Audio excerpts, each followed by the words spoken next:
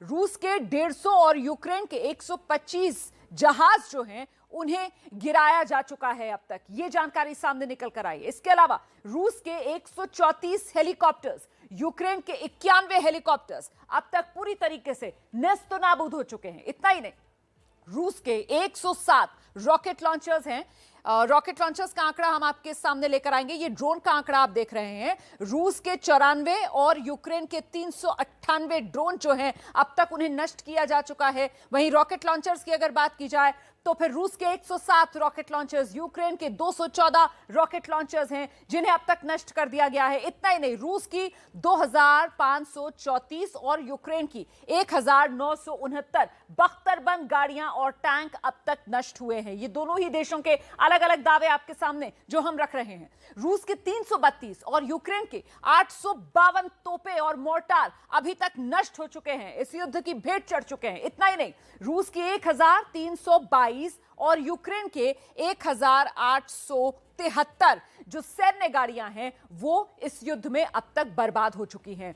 तो दोनों देशों में युद्ध विराम के लिए कई दौर की बातचीत तो हो चुकी है, लेकिन दोनों ही अब तक सहमति बना नहीं पाए हैं। अब तो बात बूचा में हुए नरसंहार को लेकर रूस के खिलाफ बेहद कड़ी कार्रवाई की मांग को लेकर जोर पकड़ रही है। यूक्रेन और अमेरिका सहित कई बड़े देश चाहते हैं कि मानवाधिकार उल्लंघन और बूचा में नरसंहार को लेकर रूस को संयुक्त राष्ट्र सुरक्षा परिषद से निकाल देना चाहिए। क्या बूचा में नरसंहार के जो आरोप रूस पर लग रहे हैं उससे बात बनने की बजाय बिगड़ने वाली है?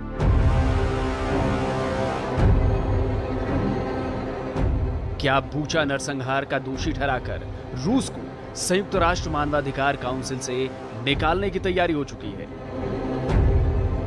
बूचा की सड़कों पर लाशों का वीडियो जारी कर क्या यूक्रेन ने रूस के खिलाफ एक और बड़ा मोर्चा खोल दिया है?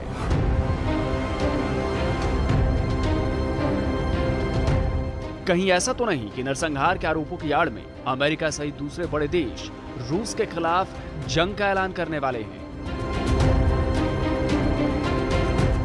यूक्रेन के बूचा की इन तस्वीरों को जिसने भी देखा उसे शॉक लगा, सदमा लगा, क्योंकि ये तस्वीरें किसी का भी दिल दहलाने के लिए काफी थी।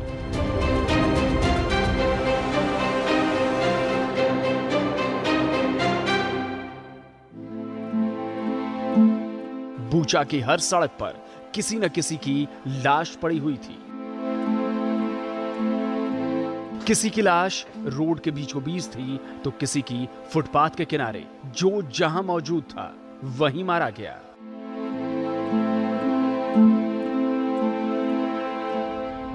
बूचा नरसंहार की इन्हीं तस्वीरों को देखकर पूरी दुनिया में रूस के खिलाफ गुस्सा बढ़ रहा है और इसीलिए उसे संयुक्त राष्ट्र मानवाधिकार काउंसिल से बर्खास्त करने की मांग जोर शोर से उठ रही है।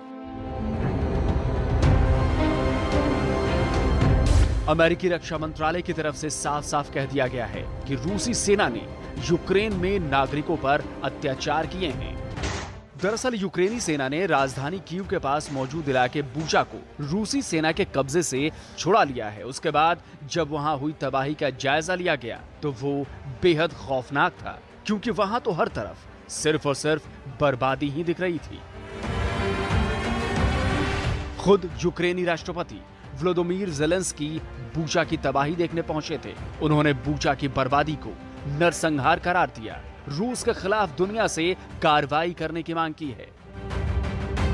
वहीं रूस इन सारे आरोपों को नाटक करार दे रहा है।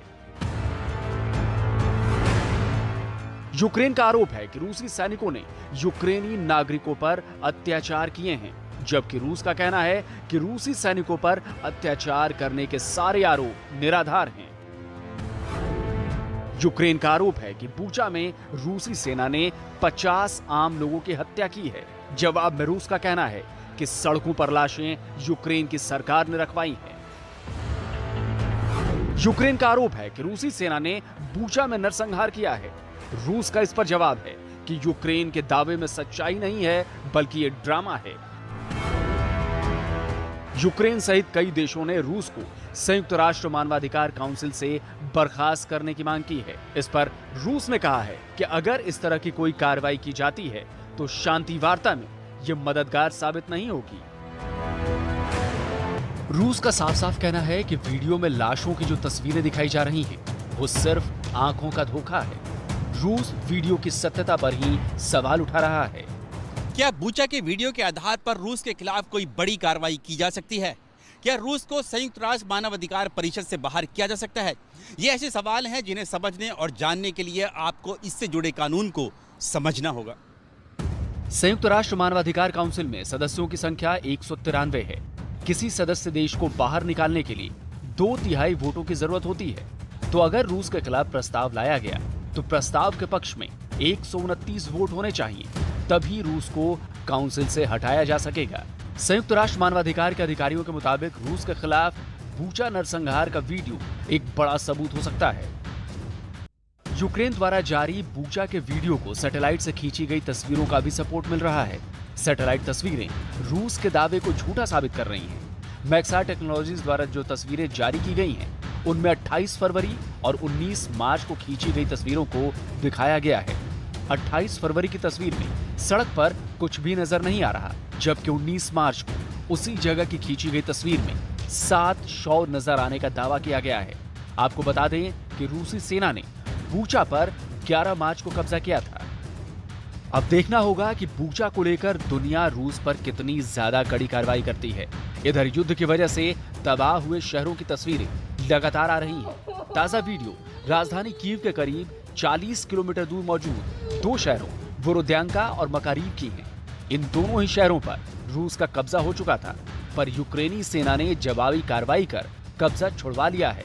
लेकिन दोनों ही शहर रूसी बमबारी में बर्बाद हो चुके हैं। होस्टोमेल में भी भयानक नुकसान हुआ है। यूक्रेनी सेना ने जो वीडियो जारी किया है, उसमें जली हुई सैन्य गाड़ियां दिख रही हैं।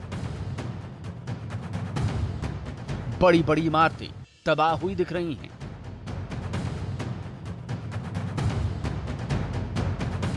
एक पुल भी आंशिक रूप से टूटा हुआ नजर आ रहा है और इसी वीडियो में नष्ट हो चुका जहाज एंटोनोव 225 भी दिख रहा है, जिसे कभी दुनिया का सबसे बड़ा विमान होने का तमगा हासिल था। कुल मिलाकर करीब 1000 घंटे बाद भी युद्ध के रुकने के कोई संकेत मिल नहीं रहे। समझौते की कई दौर की बातचीत हो चुकी है, लेकिन नतीजा अभी तक निकला नहीं है।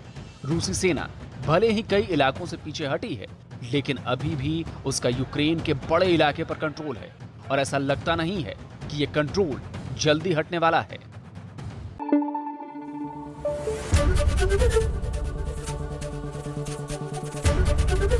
एबीपी न्यूज आपको रखे आगे।